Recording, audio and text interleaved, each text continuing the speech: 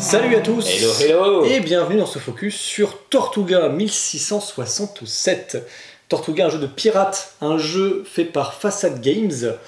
C'est édité en France par les Lucky Duck Games, distribué par Neoludis. C'est un jeu de, je regarde ma fiche, Travis Hancock, Holly Hancock aussi, et c'est illustré par Sarah Kill.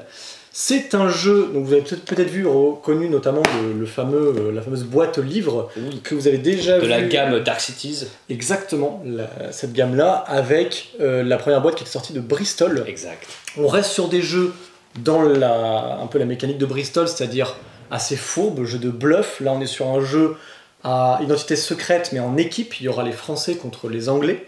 On est sur une thématique plutôt de pirate, comme son nom l'indique, Tortuga.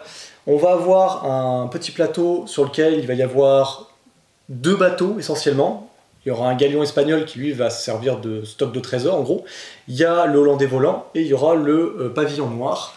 Et sur ces deux plateaux vont se répartir les différentes équipes. Là on a fait une mise en place à 6. Entre les deux bateaux vous aurez deux petites barques qui pourront accueillir un personnage. Et au centre on aura Tortuga.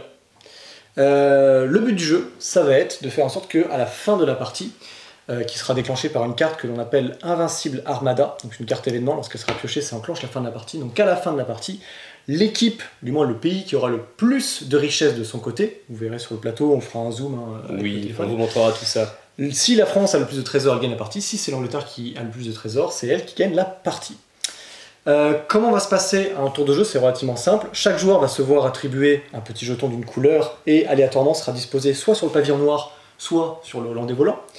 Et chaque joueur va se voir attribuer une carte de personnage qui renvoie à la couleur et qui en plus au dos va vous indiquer l'ordre de tour ou du moins les différentes actions que vous avez le droit de faire. Les actions que vous avez le droit de faire dans tous les cas, parce que comment marche un tour de jeu, c'est qu'à votre tour de jeu, vous n'avez que, on va dire déjà, une action à faire parmi 4. Et en fonction de la position que vous avez dans le bateau, vous aurez peut-être des actions supplémentaires. Une action que vous pouvez faire à votre tour, tout simplement, ce serait de regarder, vous avez ici 5 cartes événements, vous avez la possibilité d'en consulter 2 uniquement. Vous consultez les 2 et vous les remettez face cachée. Les cartes événements, ça peut être bénéfique ou négatif, mais je ne vais pas trop rentrer dans le détail, vous les découvrirez vous-même plus tard. Vous avez une autre action possible, en tant que pirate, c'est de prendre une carte, de la révéler et d'appliquer ses effets, que ce soit négatif ou positif.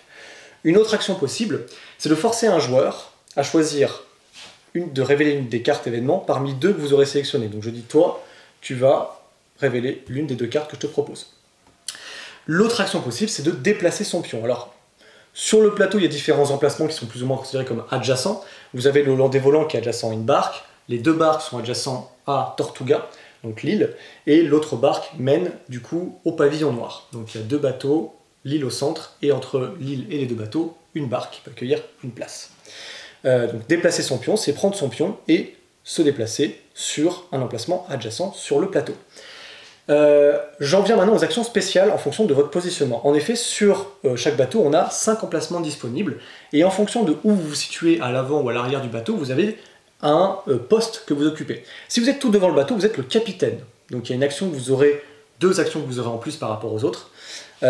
Si vous êtes deuxième, vous êtes le second. Le second aura une action particulière qu'il aura le droit de faire, entre autres contre le capitaine. Et si vous êtes dernier, donc le tout dernier de la file, vous êtes ce qu'on appelle le mousse, et vous aurez une action en plus. L'action du capitaine, ça va être laquelle? L'action du capitaine, ça peut être d'appeler à l'attaque. Vous allez en fait pouvoir attaquer soit le galion espagnol pour piquer des trésors, soit, quand le galion espagnol sera vide, attaquer le bateau adverse, pour piquer des trésors évidemment. J'y reviendrai après comment ça marche, c'est en utilisant des cartes de vote. Vous avez une action aussi en tant que capitaine, c'est de dire, toi, tu dégages du bateau. Dans ce cas-là, vous éjectez un pion de votre bateau et vous le mettez sur l'île de Tortuga. Ça c'est pas mal quand même. Ouais, c'est plutôt cool en tant que capitaine. Faut faire attention à qui on éjecte. Oui, bien sûr. Si c'est notre équipe, c'est un peu contraignant. Ça, c'est les 2 actions en plus que vous avez le droit en tant que capitaine. Je rappelle que les actions que j'ai énumérées, les 4 d'avant, c'est pour tous les pirates confondus. Donc capitaine, second et mousse. Le second, lui, il a une action supplémentaire, ça peut être de lancer une mutinerie. Donc ça va concerner uniquement le bateau dans lequel il se trouve et ça permet d'éjecter le capitaine puisque tous les pirates sont concernés dans le bateau, sauf le capitaine, puisqu'on fait une mutinerie contre lui. Ça permettra aussi de l'éjecter et de l'envoyer sur Tortuga.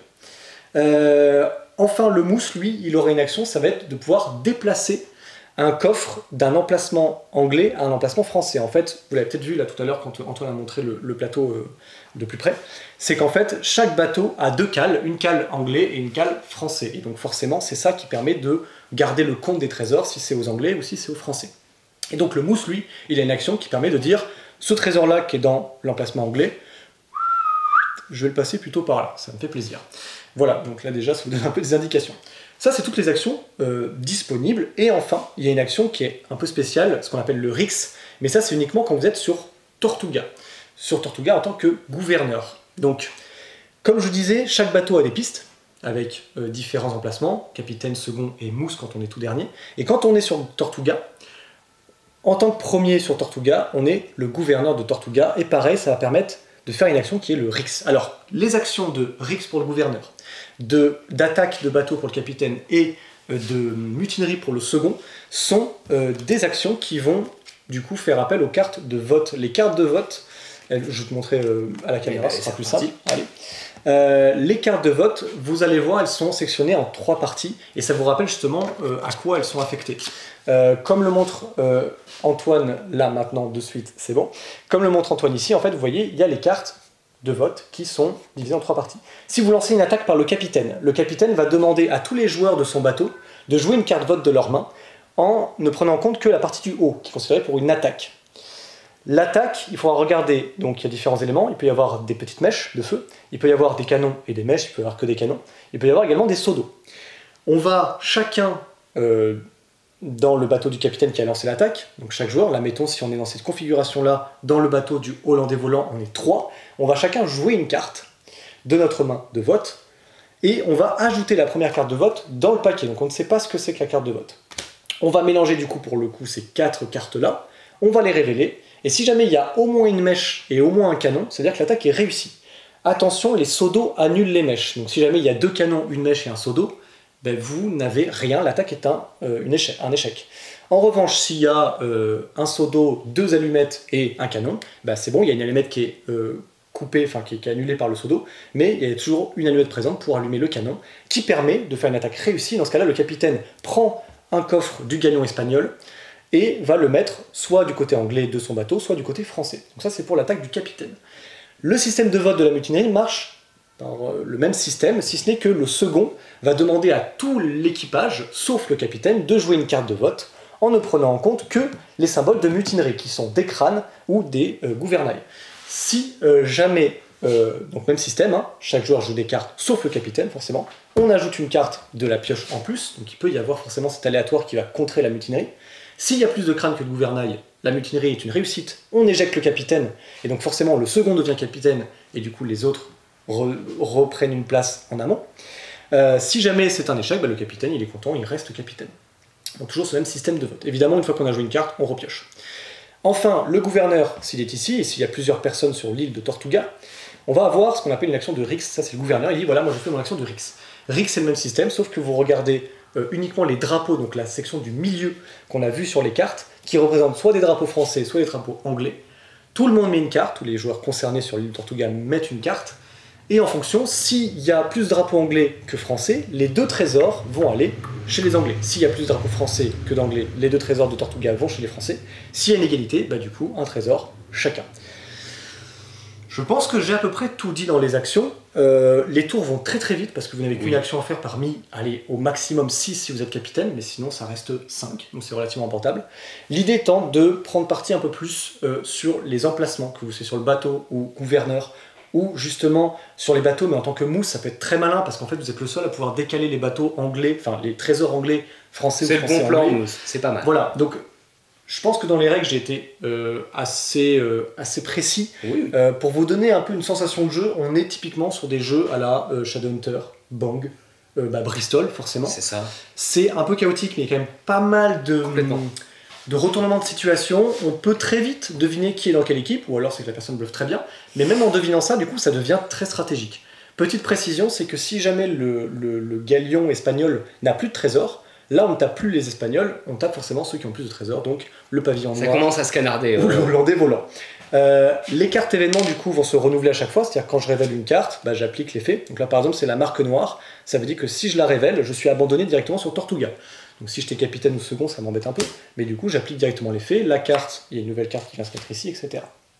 Ce qui est cool en termes de rejouabilité, c'est que les événements en fait sont constitués à chaque fois de la même manière, il y a des cartes qu'on met forcément, et ensuite vous avez plein de cartes spéciales ici, vous en choisissez 3 au pif, ou vous vous concertez entre vous, et vous les mettez.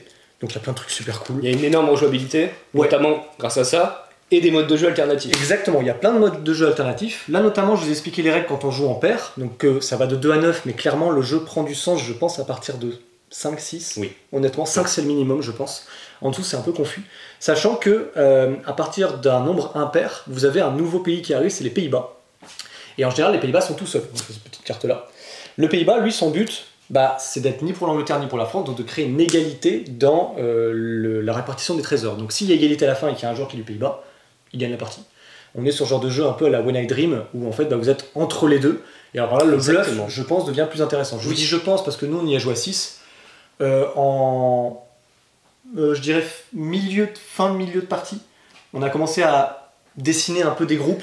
Ça a mis un certain temps quand même. Ouais, on a senti que la France était présente. Oui. Et elle a tenu le bon. Il y a un moment, c'était quand même assez tendu. Mais c'est ça qui est très cool, c'est quand vous sentez que vous êtes près de la victoire, vous allez rusher les cartes événements parce que vous avez envie de trouver la carte finale qui est toujours à la fin. Il y a une gestion du timing également. C'est très très bien fichu. Les cartes de vote aussi sont assez originales dans la lecture.